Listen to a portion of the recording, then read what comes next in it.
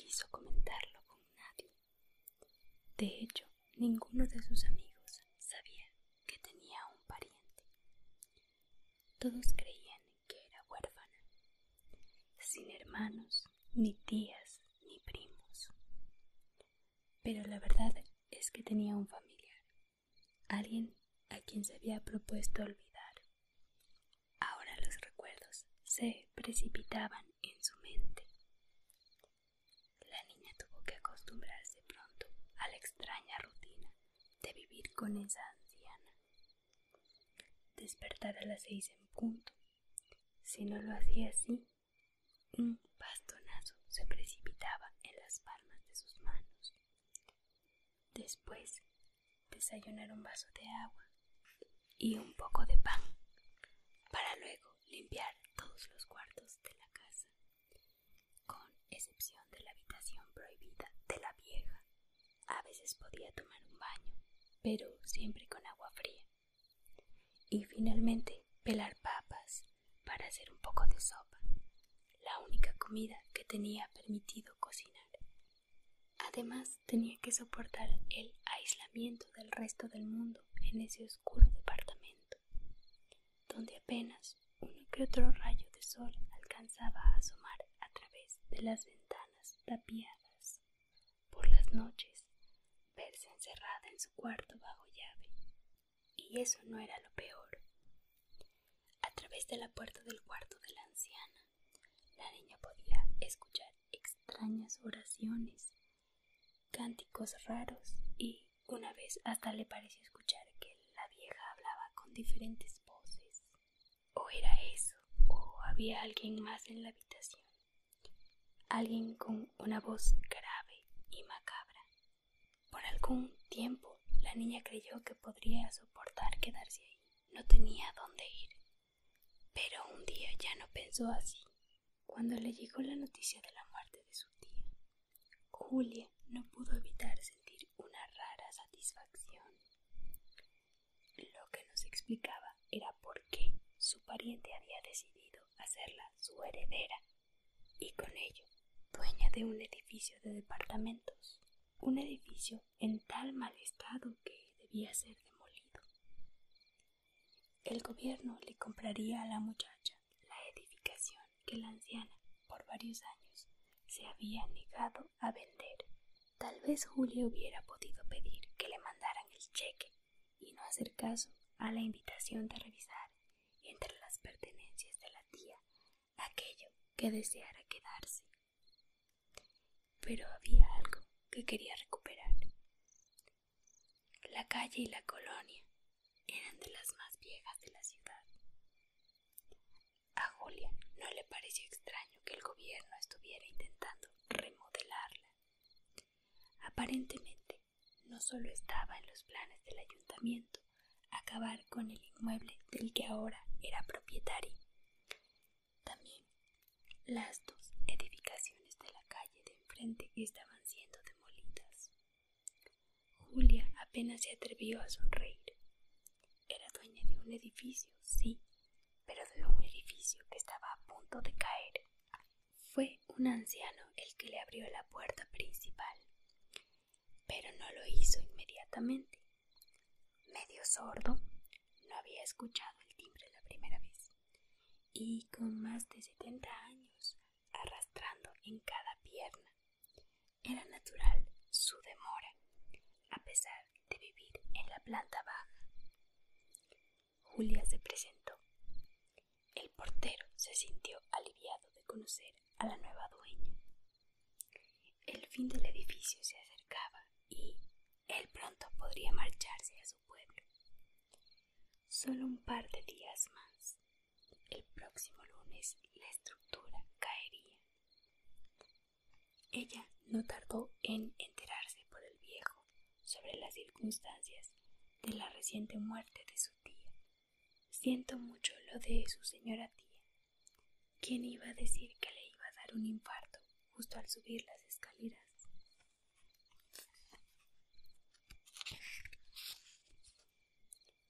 En ese momento, Julia supo que no soportaría estar en ese lugar más allá de lo necesario. Así que le dijo al portero que visitaría el departamento de su tía, que apenas estaría unos minutos y que nunca más volvería. Al subir por esas viejas escaleras, sintió que sus pasos lo invadían todo. Un piso tras otro, los tacones hacían un extraño eco. La pintura en las paredes se había descarapelado y ahora era sustituida por graffiti ininteligibles. Todo se veía descuidado y de algún modo amenazador. Por un momento, Julia se arrepintió de haber ido sola, de no haber avisado en el despacho sus planes. Pensó incluso en volver otro día, pero siguió avanzando. Cuarto piso.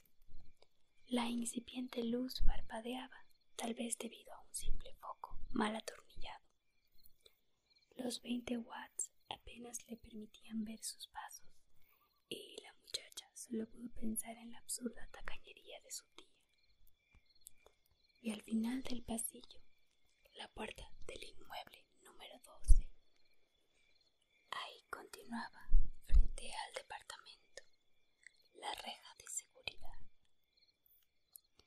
Se trataba de una reja a la puerta del departamento, no justo enfrente, sino 2 metros más adelante y empotrada en las paredes del pasillo, casi como si fuera una primera puerta, formando así una pequeña jaula. Una jaula que había decidido colocar la tía como medida de protección en una ciudad cada vez más violenta, pero que para Julia siempre había significado un obstáculo más para alcanzar su libertad. Julia traspasó la reja y después la puerta principal. Cerró esta última detrás de sí. Encendió la luz y un escalofrío la invadió.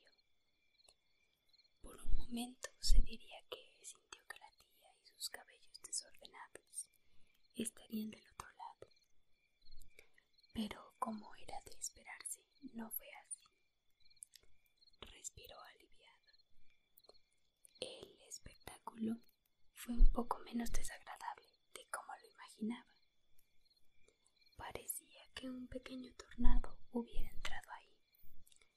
Revistas, ropa, adornos, hojas de papel y kilos de periódico tapizaban el departamento. Y el olor, ese olor a rancio y a enfermedad. Julia estuvo a punto de huir impulsada por el asco, pero depositó su bolsa, el celular y las llaves encima de la mesa del comedor y decidió seguir adelante. Al abrir la puerta del cuarto donde alguna vez durmió, un frío le recorrió toda la piel. Se recordó acostada leyendo en voz baja y a su tía golpeando con el bastón mientras emitía su conocido shhh.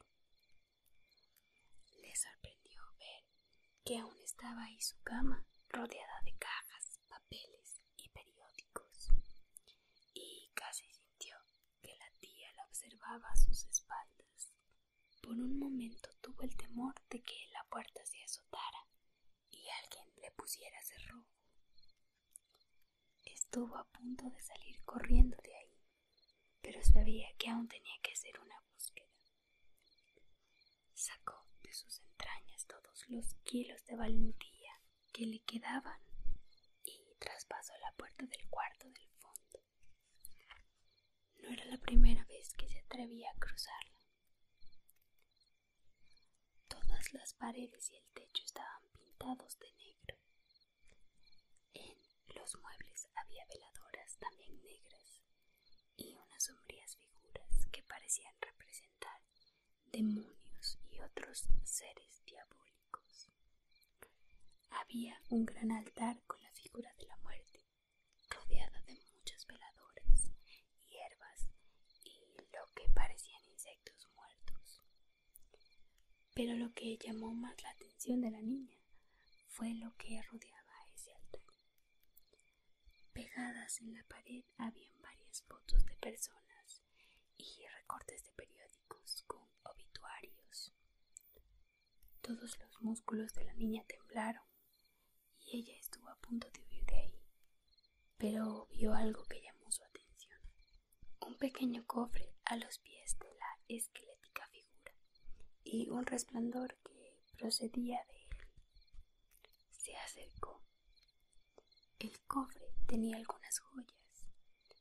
Metió la mano, atraída por el brillo de las alhajas, y fue cuando entre las cadenas y anillos vio una peculiar medalla.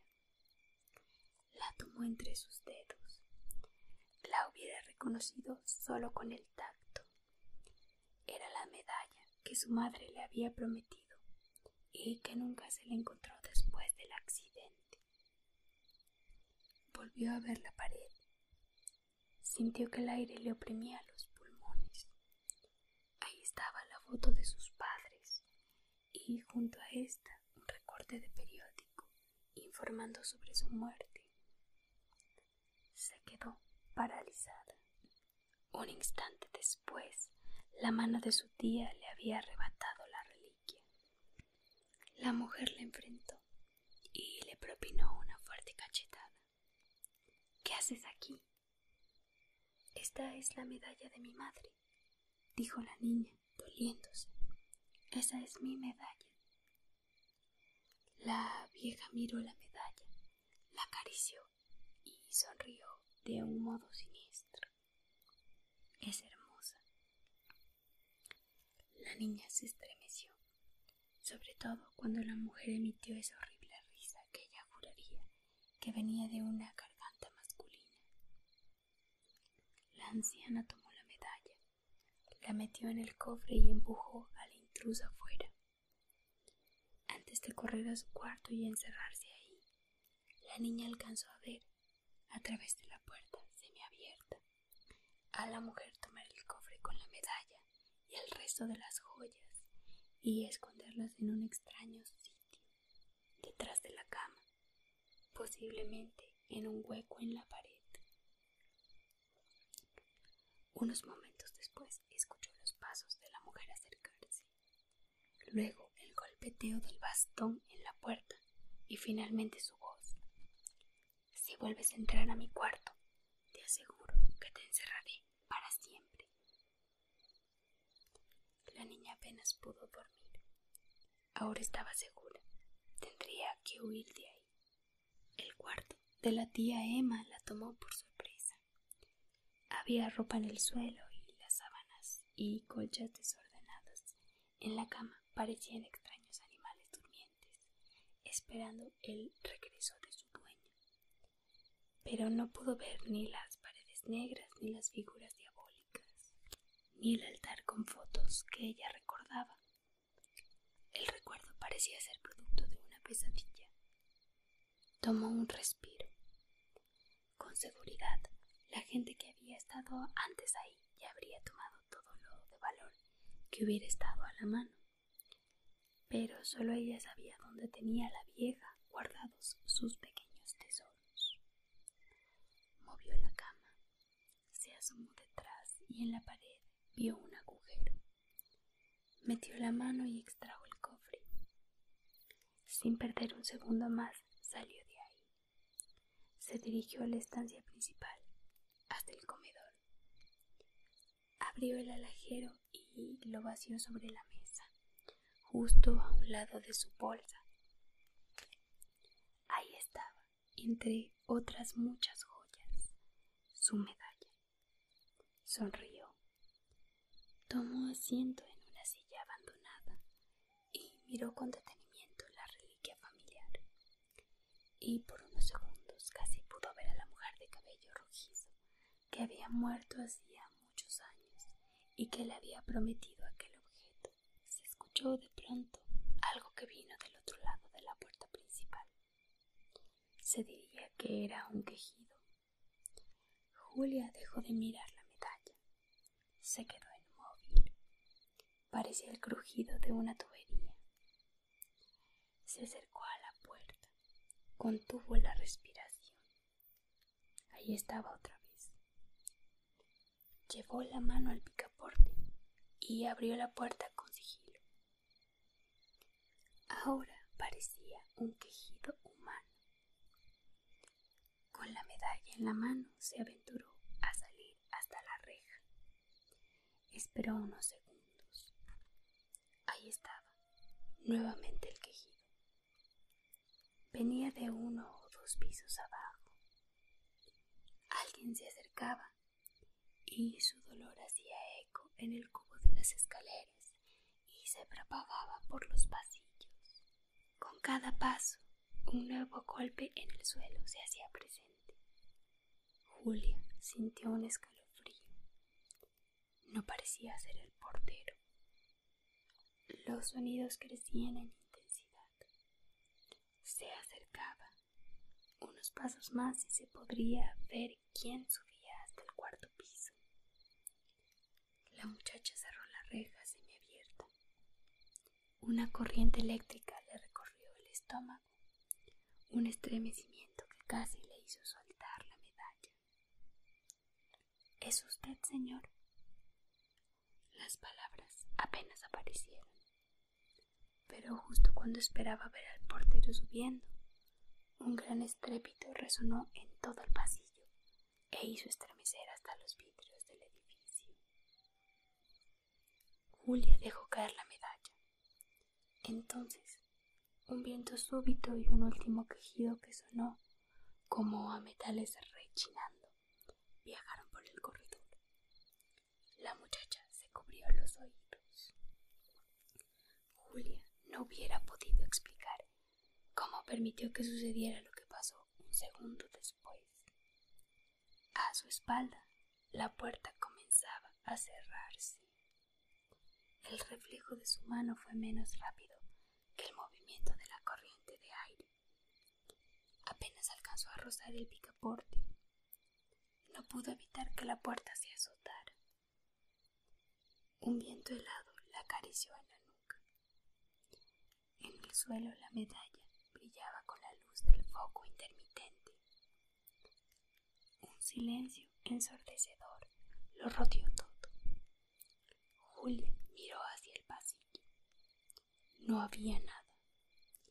Se volvió y llevó la mano al picaporte e intentó hacerlo girar. Este no se movió. Buscó las llaves en las bolsas de sus jeans. No estaban ahí. Empujó, jaló, luchó, forcejeó.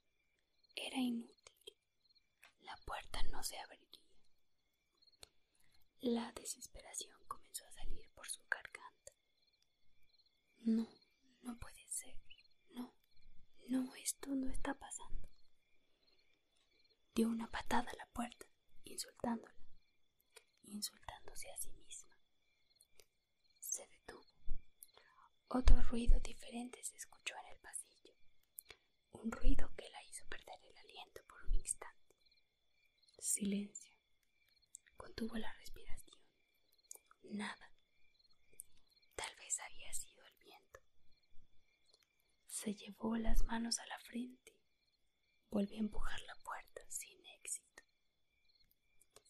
Pero la situación era más grave y le tomaría un segundo darse cuenta. Se dio la media vuelta y miró la puerta de la jaula, cerrada. En un instante lo entendió todo. Estaba atrapada. La reja y la puerta formaban ahora una pequeña prisión. Y lo peor, su teléfono celular se había quedado dentro, colocado sobre la mesa. No podía creerlo. En todo el edificio resonó el grito de Julia. No. Julia agitó la reja tal y como lo haría un gorila enfurecido. Insultó y gritó. Y otra vez escuchó. Shh. Ahora era claro y fuerte. Julia buscó el origen de ese sonido, pero no vio nada. El pasillo se se mostraba como un túnel frío que se oscurecía con la distancia hasta convertirse en un manchón negro. ¿Quién anda ahí? No hubo respuesta. Se apoyó contra la puerta. ¿Quién anda ahí? La muchacha se desplomó deslizando su espalda contra la madera. Esperó unos segundos. Todo parecía en calma. Respiró profundamente. Se limpió las lágrimas de rabia que exploraba su mejilla. Por primera vez se detuvo a pensar. El edificio estaba vacío de inquilinos, así que el portero parecía ser su única esperanza. Sabía que era posible que no la escuchara, pero no se dio por vencida. Se levantó, miró al frente y, tomando aire, gritó llamando al portero, una y otra vez. Nuevamente surgió de la nada. ¡Shh! Julia no pudo contener un grito. Se quedó paralizada mirando las sombras que los bastidores de las ventanas proyectaban en el suelo, cuando el foco, en su parpadeo, dejaba de alumbrar y la luz de la luna se colocaba por el pasillo. Con cuidado se sentó en el suelo. Miró su reloj, las 10 de la noche. Se cubrió la boca con una mano. Estuvo a punto de sollozar. Ni un sonido salió de entre sus labios. Julia decidió esperar sin atreverse a pensar en el significado del extraño siseo que acababa de oír. Una idea había invadido su mente, pero no podía ser cierta. Simplemente no podía ser cierta. Pero ahí estaba, taladrándole el cerebro, el terrible recuerdo de un bastón golpeándola. Después de unos minutos en silencio, por fin sintió que su cuerpo dejaba de temblar. Se dio cuenta de que esperaría toda la noche. Esperar el amanecer del siguiente día. Tal vez la luz del sol pudiera ser su rescate. Seguramente el portero subiría en algún momento. Tomó la medalla y se aferró a ella. Por primera vez se atrevió a enfrentar ese pensamiento que la había acompañado siempre. Ella asesinó a mis padres. La tía Emma asesinó a mis padres. Recordó las veces que pensó en decírselo a alguien, a la policía, pero también recordó cómo siempre se detuvo al darse cuenta de que nadie creería que una anciana con un bastón había ocasionado que un auto se desbarrancara. Sin embargo, eso no le quitaba la culpa de encima.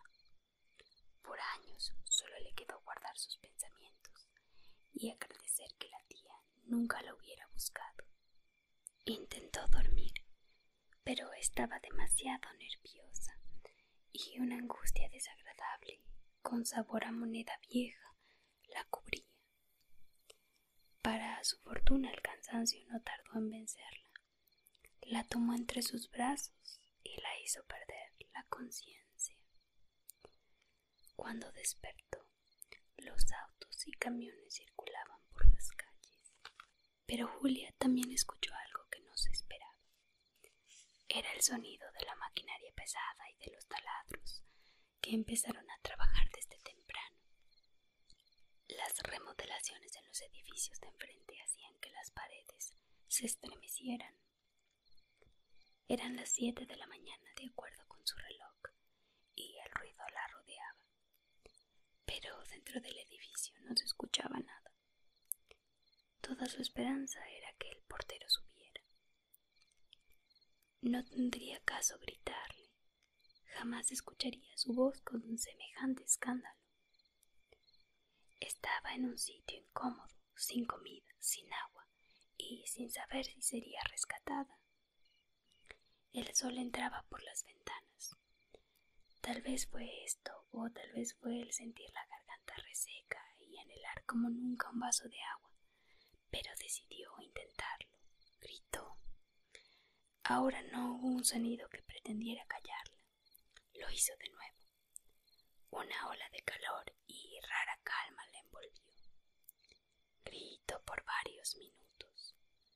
Esperaba los breves momentos en que los taladros, martillos y camiones de carga hacían una pausa y llegaba el silencio. Nadie parecía escucharla. Pronto sintió que no podía gritar más. Necesitaba un trago de agua. Se quitó el zapato y, usando el tacón, golpeó la reja y el piso, pero el sonido no era lo suficientemente intenso. Y cuando la tarde trajo la lluvia y en el pasillo surgieron otros ruidos, Julia se preocupó en verdad. Por un buen rato estuvo lamentando sus malas decisiones. Se arrepintió de no haberle dicho a nadie a dónde iba, no haberle contado a sus amigas del asunto de su tía. Incluso lamentó no tener novio. Su teléfono celular permaneció en silencio sobre la mesa dentro del departamento. Julia se sintió sola como nunca antes. Nadie parecía extrañarla. Nadie parecía preguntarse dónde podría estar.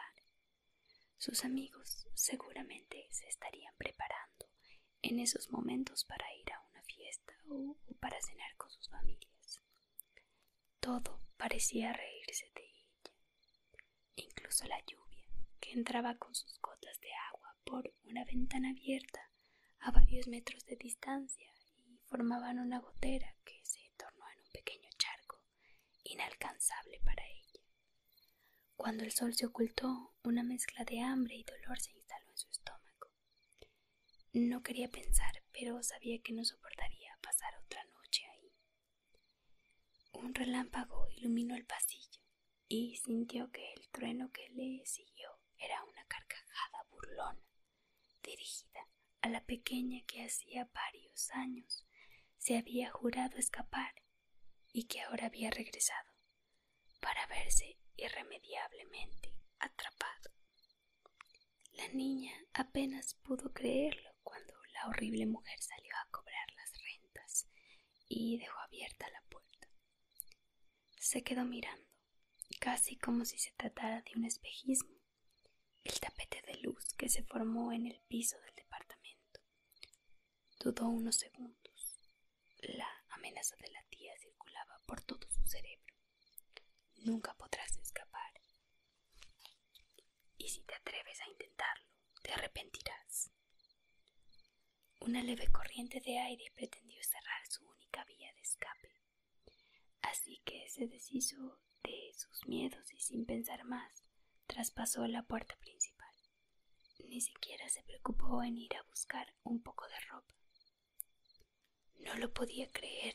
Sus días de encierro estaban a punto de terminar. Estaba ahí parada, a solo unos pasos de ser libre. ¿Cuántas noches soñó con eso? Pronto bajaría las escaleras, saldría del edificio, correría lejos de ahí y no se atrevería a mirar atrás. Escuchó los pasos de su tía y el golpeteo de su bastón en el pasillo. Una puerta que se abría, unas voces y la puerta que se cerraba. Quizá la anciana había entrado en el departamento de algún vecino. La pequeña dudó. Tal vez tenía tiempo suficiente para regresar por la medalla. Pronto llegaría al orfanato y podría decir la frase que tantas veces había ensayado. Soy una niña sin parientes, una niña que busca un rincón para vivir. Sería libre, estudiaría, se convertiría en una exitosa abogada o una contadora y tendría muchas amigas. Novio no soportaba a los niños. Pronto, solo tenía que traspasar una reja de metal. Intentó tranquilizarse. Pronto alguien la rescataría. La oscuridad se instaló y Julia se quedó silenciosa esperando un milagro, un sonido amigable. No el que escuchó unos minutos después. Un sonido apenas oculto por la lluvia y los truenos. Un quejido, los lentos pasos de alguien y un golpeteo. Algo que sonaba como a un tercer pie subían las escaleras, un escalón tras otro, un trueno, un quejido. Julia contuvo la respiración mientras apretaba en su puño la medalla. Pronto llegaría. Ahí estaba, a pocos pasos. Y el último paso terminó en un gran golpe. Julia contuvo un grito. Era el sonido de un bulto cayendo en el piso.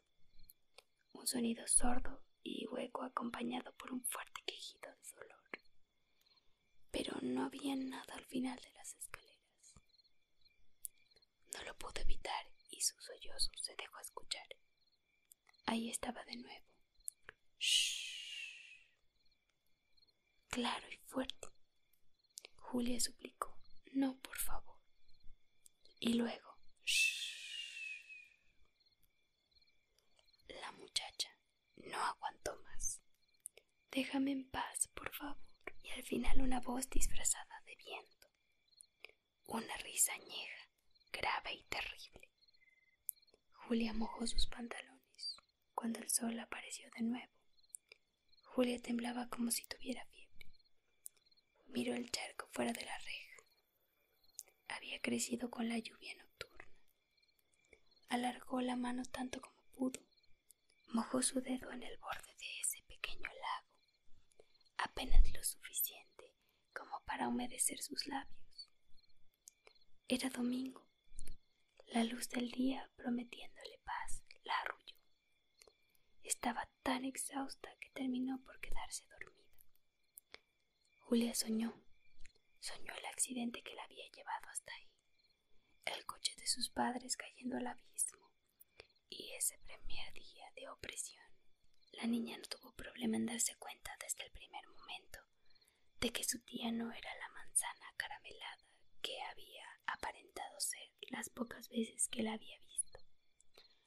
Lo primero que hizo al recibirla fue decirle: si quieres quedarte aquí, tendrás que aprender a mantener tu boca cerrada. Julia se atrevió a hablar, pero la tía tomó su bastón y le pegó en el brazo. No le dolió mucho el golpe, pero le sorprendió tanto que unas lágrimas amenazaron con abandonar sus ojos. Tampoco soportó los lloriqueos. Esa primera noche la pequeña ni siquiera pudo decir «tengo hambre». Lloró en silencio en su habitación, lamentando como nunca que su padre hubiera perdido el control del auto esa noche lluviosa. La anciana no perdió el tiempo en hacerla sentir miserable. La botó en un pequeño cuarto, sin un bocado, y echó llave a la puerta. Una extraña sonrisa fue lo último que contempló la niña en el rostro de la vieja antes de verse encerrada. La tarde estaba por morir. Su teléfono no sonaba. Si el abogado le había dicho la verdad y los trabajos de demolición iban a empezar el lunes, solo tendría que soportar una noche más. Pero algo le decía que no podría conseguirlo. Entonces recordó esa advertencia: si vuelves a entrar a mi cuarto. Y una convulsión en el estómago le provocó una arcada nerviosa que le hizo escupir bilis y saliva. La oscuridad se comenzó a mecer en el pasillo. Era una penumbra más siniestra que la de las noches anteriores. Julia notó que el foco ya no titilaba. Imaginó que tal vez el portero había subido mientras dormía. Tal vez había subido a la azotea con sus pasos lentos, pasando a unos metros de ella.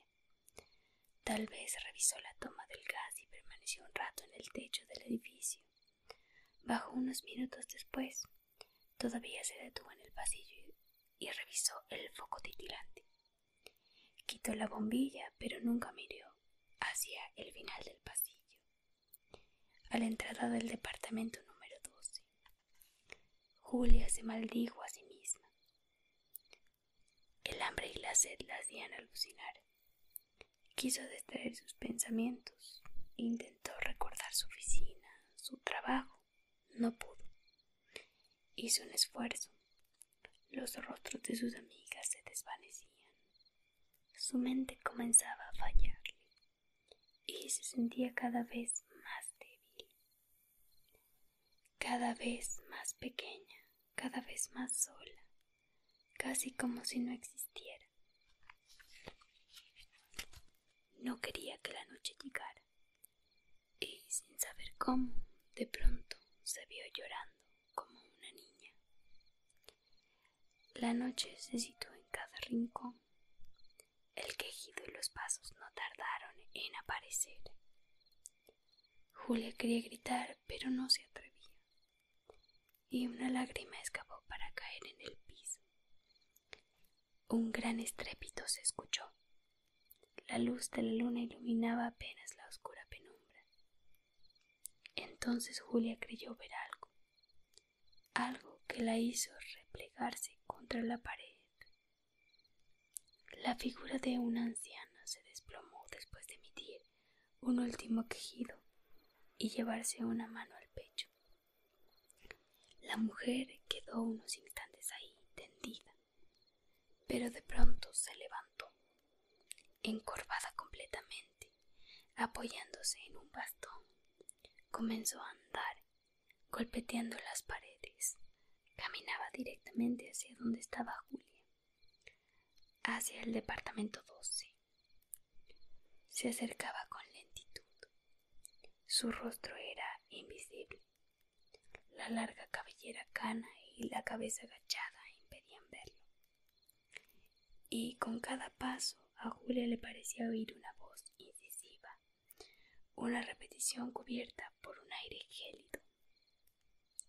«¿Así que quieres escapar?» Julia estaba paralizada. La figura se acercaba cada vez más. Un golpe de bastón, un paso. La vieja metió su mano entre los barrotes y dijo con una voz grave y masculina: «Te dije que te arrepentirías. Nunca podrás escapar». Al fin la mujer levantó el rostro. Julia, aferrada a su medalla, apenas pudo pronunciar un lastimero: «Perdóname, tía». El día de la demolición, los trabajadores que derribaron el edificio hicieron un extraño descubrimiento: el cadáver de una pequeña niña de 10 años. El portero no la pudo reconocer. Nunca antes la había visto. Encerrada entre una puerta y una reja de metal, con el cuerpo rígido abrazado a los barrotes, y entre sus manos una medalla.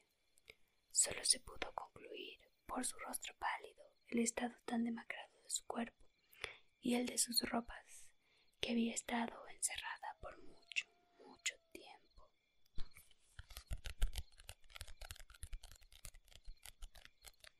Y así termina el tercer cuento.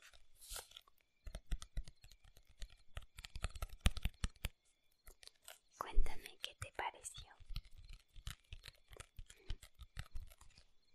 Yo espero que te haya gustado mucho y ya nos veremos